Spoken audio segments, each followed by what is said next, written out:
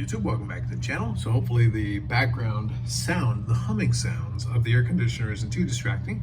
So I'm at the hotel room after the first day of the CSC card show over in Markham. Definitely an interesting experience. I think I'll chat a little bit more about the general experience of it after I get a chance to see what the Sunday looks like.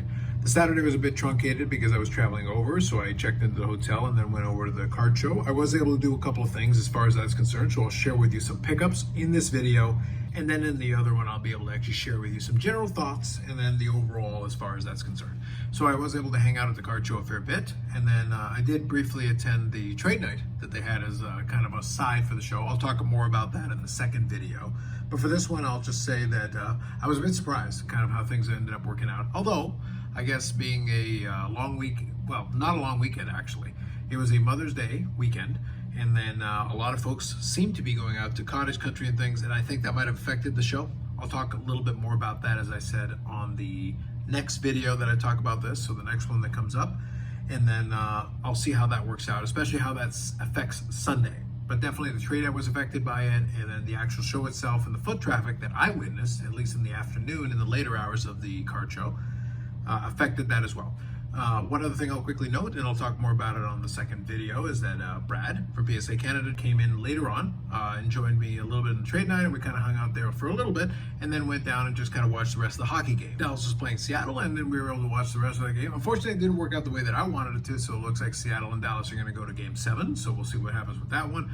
But otherwise, we kind of sat back and just ate and then watched the rest of the game. So that's fine from that perspective of it, and I think we'll at least spend a little bit of time on Sunday. Maybe we'll get some footage out of that as well, so we'll see how that one turns out. But as I said, this one will be mainly just the pickups, but I just want to let you know that we did hang out a little bit as well, and that was part of the overall experience of this day one of the show.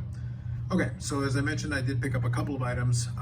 Ignore the price tags, because in most cases it's grab a bunch of pile of cards and say, hey, what do you want to do for this? Okay, I can do this, and then you go back and forth and you come up with a price. So I was reasonably happy with it, but I'll get a better chance once I get a chance to take a closer look and see how I felt that I actually ended up doing, but I'll go through it anyway. So first one was just a pile of cards that I picked up from a dealer here that had a couple of different boxes. So I grabbed a Dak Prescott Gold Phoenix out of 75.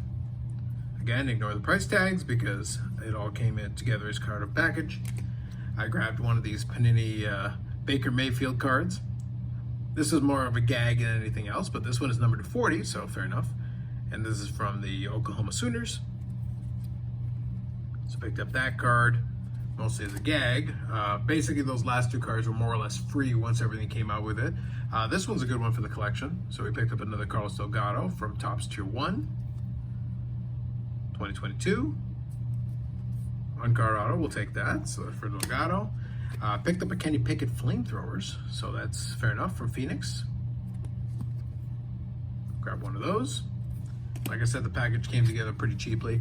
And then we got a Joe Pavelski, so one of the guys that is doing well for Dallas this season. So picked up a stature on card autograph of Joe Pavelski. So added that. So again, just picked that up at one of the dealers there, put together a little deal, and we were able to make that happen.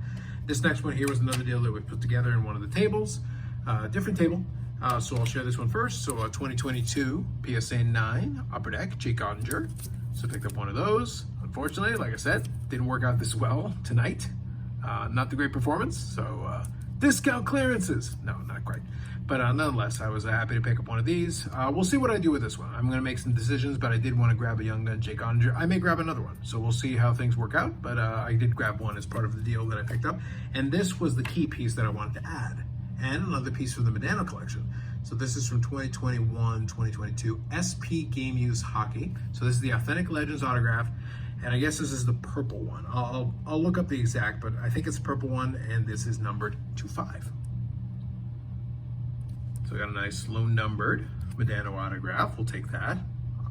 Obviously you want on card preferably, but you know, fair enough. This particular issue is a lot of the sticker autos, but there it is. A blue autograph of Medano, numbered to 5 for 4 of 5. So we'll take that. Again, ignore the prices. I worked out a price that I felt was okay for what it was. So that one went with the Ottinger. And then I grabbed this one from one of the tables, and I was able to use the Luke from PSA Canada discount as part of it. So I was able to get a PSA 10 Pink Refractor Topps Chrome 2019, Vladimir Guerrero Jr. I've actually had a couple of these at different times, so this is another one. So I was able to pick this one up at a price that I thought was fair. So again, I'll make some decisions on what I want to do with this, but I figured what the hell, I'll grab another copy of this one. So there's another one just for the holdings.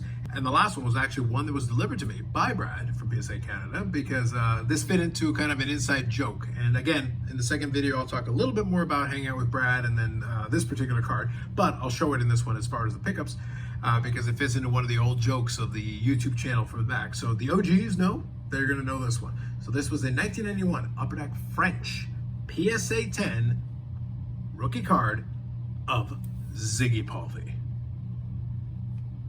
the GOAT of GOATs. If you know, you know. So, worked out perfectly. When Brad showed me this, as soon as I saw it, I was like, Ziggy Palfy. And in the French, no less. So, well done. We'll definitely talk more about this this card, because there's a good story that goes along with it. Obviously, it is kind of an OG reference to the YouTube channel, so a fun one. And of course, the GOAT of GOATs, come on. You gotta love whenever you can get the GOAT of GOATs on one of the pickup videos. So that's pretty great. Good conclusion to this pickup video. Some fun stuff. Again, even the situation where the kind of giving away a little bit of what I'm going to talk about in the next video. But even when things are a little surprising, not exactly what you're expecting, nonetheless, you can still get some enjoyment out of it. And that's one thing that I would leave you with. And at the end of the day, your mileage may vary as far as a lot of these card shows are concerned. But I had a good time and I had a lot of fun. I was able to find some fun cards, including, like I said, very well represented by this one. Anytime you can get a card of the GOAT of GOATs, you gotta love that. Unfortunately, no train, but nonetheless, we do have a GOAT of GOATs card. So for the OGs, that's a good call out. Anyway, so that's it for this video. More videos coming up on the channel. Live stream is gonna be back this week, just like a normal one. Friday, 8 p.m. Eastern time. So we're gonna do that, and I'll recap a little bit of what happened to the show, but I will do another video pertaining to the show after I get a chance to check out what happens on Sunday. And at that point, I'll recap what I saw and observed as far as the first day and the couple of hours I was there, and as far as the trade night, and as far as whatever comes of Sunday. I may grab a little bit more money, because now that I have a better understanding of, I think, where this show is gonna go, that doesn't mean that I'm not interested in maybe picking up some stuff, but I'm probably gonna be a little more selective. But at the same time, I'm gonna look around and see what possibilities come in. So we'll see.